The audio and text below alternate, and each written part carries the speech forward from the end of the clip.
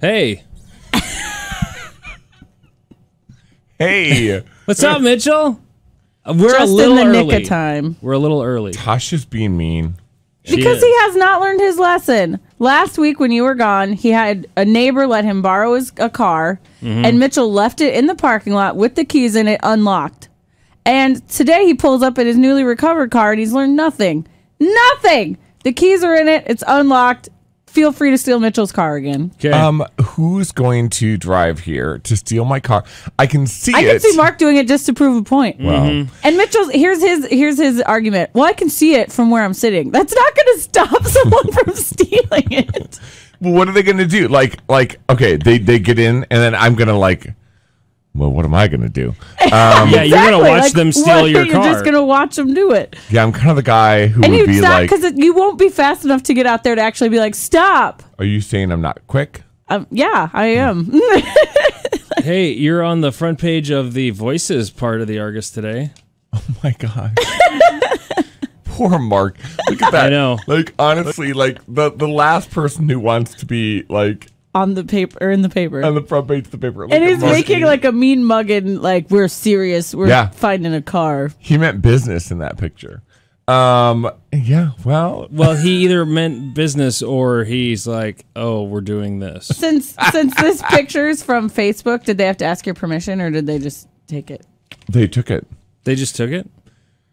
There was no question. They give of you credit though. It says Mitchell Olsen. And that's fine. But they didn't say I know, we would have gotten in trouble. Someone we would have would've- emailed us and said, did you get permission for that? Yeah. Oh, really? We probably would have got sued or something. Yeah. Oh, well. Yeah, I mean, that's a hilarious picture, by the way. So, no, I feel like I can park my car right there where I can see it.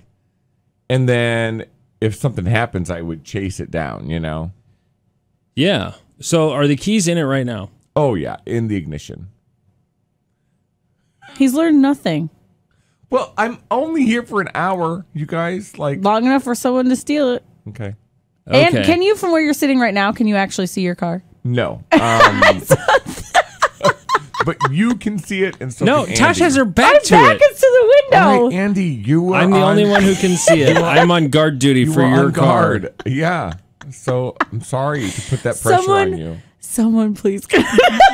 I know. What's going to happen is people will come and steal the car. As we're looking for my car, people were there before we got there saying, is this it? Oh my God. Because we're like it was the Amazing Race and they just won the challenge. Can we start at the beginning? So you post Yes, on. we've got to start at the start. So you Do start. we have time to start at the beginning? Yes. Okay. Beginning? we abbreviated beginning. Absolutely. Because everybody So- knows you had your car. I mean, go quick on that part. Sure. And I reported that here, that my car was stolen by a troubled friend who was staying the night. And Mark was like, he might steal something. I'm like, what could he possibly take, Mark? And then he stole my car. So that all happened. And then the car was gone for about 4 days. And the police were doing nothing, and I don't mean to rag on the Sioux Falls police because Well, I read in the article that's in the Argus today was that they said you told them that it was loaned. borrowed, loaned or And borrowed. so then that made Did it you ever not- say those words? I didn't Borrowed or say loaned? those words. All I said was a friend was staying over. He ended up stealing the car, and I guess they pieced friend and staying over into so your friend borrowed it. It's no, you don't quite know this friend. Yeah. Well, and borrowing means that he had permission and he did not. No, he didn't. So, Well, hey, you did it yourself. It was DIY police work. well, yes, in terms of finding my car, 100% myself. So you put the picture on Well, not Facebook, 100% right? yourself, but No, I mean, you had help, but I was going to say, you had no help 100%. from the Sioux Falls Police Department. Yes, 100% myself posting it. 100% Facebook and social media recovering my car. That's a pretty impressive. So you post plug a for picture and social say, media. So after a few days, I said to Mark, I'm like, should I just post his picture? We know the guy's picture, and just see what people say and if they have any clues they've or seen him leads. around or whatever. Yeah. And so Mark's like, yeah, for sure. So I posted his picture, his stats, everything. And within a couple of hours, he had over 300 shares. Like, that's how many people were like, help find Mitchell's car. Mm-hmm. So, and not only that, tons and tons of messages saying, we learned that he was just arrested in Vermilion last week on this count, and he's been in jail for this and that. Like, just lists and lists of things that he's done wrong. So, that was all helpful. And then finally, somebody said, out of the blue, check Flandreau, check their police department. And so I made a phone call right then and there, and they go, oh, that's really ironic. He just stopped in to get his drug patch replaced. What is a drug patch? I don't even know what that is. So I didn't know what it was either. So you know how like they have an alcohol bracelet or whatever, you know, that you can get on? Like when you're on house, like when you're, yeah. A drug patch, I guess, is more efficient. It's like a sticky patch that sticks to your side, and it collects sweat. And it can tell the police department if you have been doing any kind of drugs at all. Okay. And it'll like report straight to it the second you have drugs in your system. Well, the problem is some people take that drug patch off and then do drugs and try to put it back on. Mm-hmm. And apparently it changes color when that happens, and some bad things, like that happen. So he was going to Flandreau, where he initially got it, to say, oh, my drug patch needs to be replaced because he had taken it off to do some drugs. And then, so he not turned himself in. He went into the Flandreau police to get his drug patch replaced. And I said, oh, weird. He stole my car the other day. And they were like, interesting. Okay. But we have him on our own charges. And when he is coherent enough, we will ask him about that. And so then cut to the next day. Was he in their custody, or he was just, okay. He was in their custody. So then cut to the next day.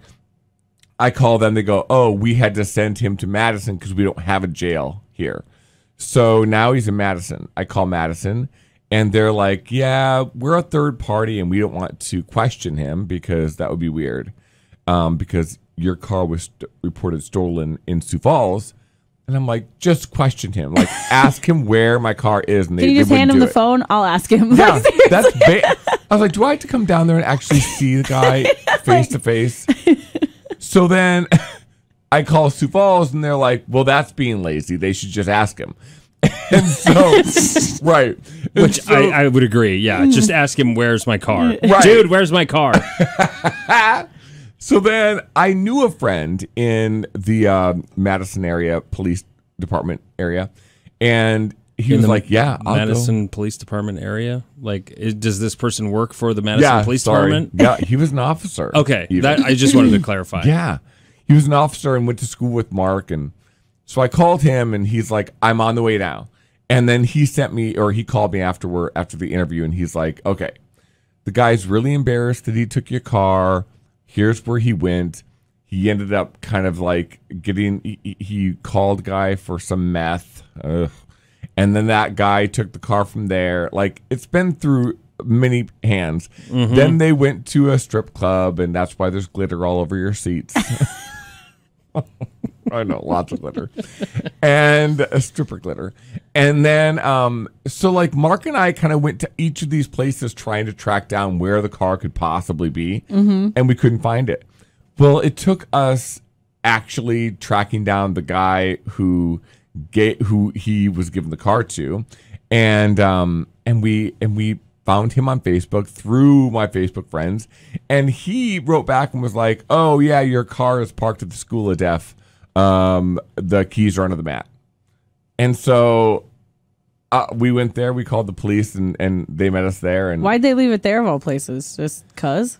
I'm thinking, and Andy, I'm sure you would agree, like, if you're going to like drop off a stolen car, you want it to be found in an obvious place. You don't want to say it's at Hy-Vee, and then there's more questions like which Hy-Vee, which one, like what area. Like, you just say it's parked. Or I would leave it in a place that's not my house, and it was a block away from his mom's house. Ironically, yeah, yeah. Yeah. So yeah, exactly. Just like dump it somewhere where you can say, "Oh, it's in the parking lot of Wild Water West." You know what I mean? Like just like give it a name. I wouldn't steal a car, so I don't know where I'd leave it. You're so PC. Okay, so it was finally found in the School for the Deaf parking lot. We got to take a quick break. We'll pick up the story after that. Okay. Side note, Mitchell's shirt is on Inside Out. It is always Inside Out. Yeah. Okay.